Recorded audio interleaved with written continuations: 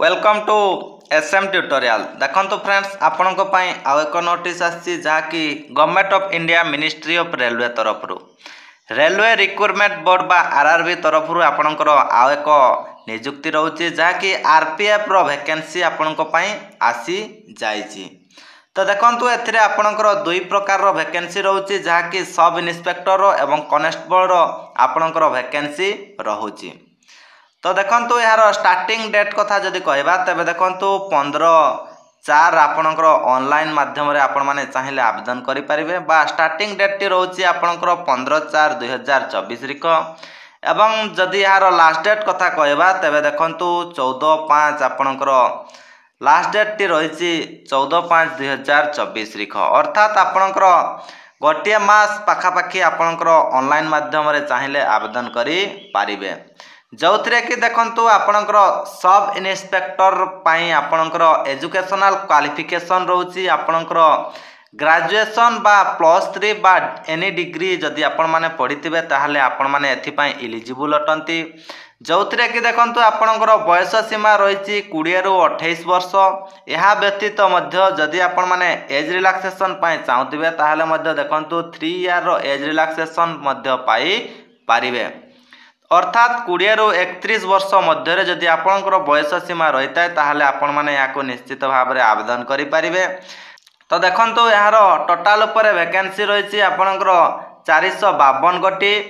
एवं जदि कनेस्टेबल कथा कहबा तबे देखो जार कि क्वालिफिकेशन रोची आपणकर 10th पास बा इक्विवेलेंट जदि आपण पढ़ी ताहले याको आपण माने आवेदन करि परिबे एवं देखो यार बयस सीमा रोची आपणकर 18 ରୁ 28 वर्ष एवं 3 ईयर एज रिलैक्सेशन पाई परिबे अर्थात 18 ରୁ जदि आपणकर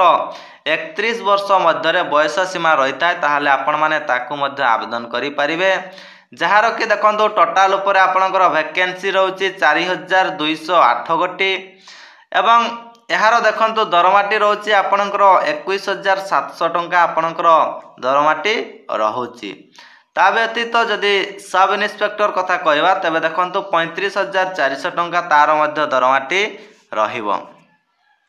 एवं जते बेले भी आपण एज कैलकुलेशन करूचंती देखो आपण 1/7/2024 को लेकिन आपणकर एज टी कैलकुलेशन करेंगे जेमिति कि सही डेट को आपणकर 18 वर्ष हेउथवा निहाती भाव में आवश्यक।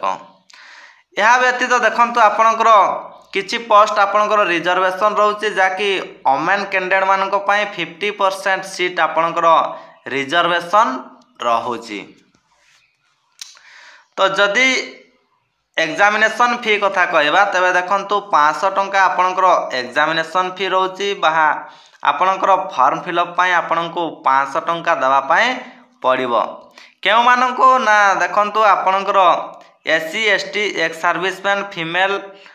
बा EBC कैंडिडेट बाद रे आपणकर अदर जो सब कास्ट रहिले सेमाननको आपणकर 500 टंका एप्लिकेशन फी दवा पई पड़िबो।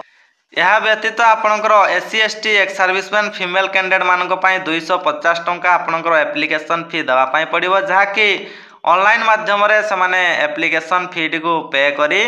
पारिबे जेमिति कि देखंतु आपणकर debit card credit card net banking बा आपण यूपीआई थ्रो रे मध्य चाहिए पेमेंट करि पारिबे।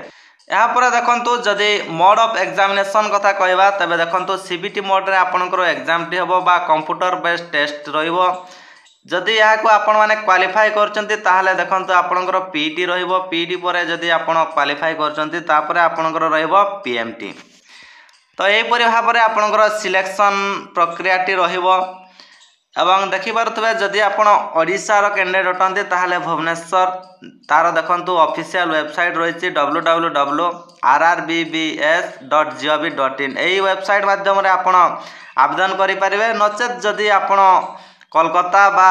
अन्य कोनोसी जगह रे आवेदन करिया पय चाहतबे सेठार मध्य चाहिए आपण माने आवेदन करि पारिबे। तो यह थिला आपण मानक पय छोटिया इन्फॉर्मेशन जहाँ कि शॉर्ट नोटिस आसी वर्तमान सुद्धा यार फुल नोटिस आसी नाही। तो यार फुल नोटिस वर्तमान सुद्धा आसी नाही आसीगले मु आपण मानकु निश्चित भाव में जणाई देबी सेतिपय आपण चैनल सहित जोड़ी रुहतु जदि ए पर्यंत आपण चैनल को सब्सक्राइब करना तबे निश्चित भाव में सब्सक्राइब करंतु एवं सांगसाथी मानकु भिडियोटी को शेयर कर दियंतु एवं जदि भिडियोटी भल लगी थाए तबे निश्चित भाव में छोटिया लाइक मध्य करंतु। Thank you. जय जगन्नाथ। पुणी देखा हबो आउ एक नुआ भिडियो रे।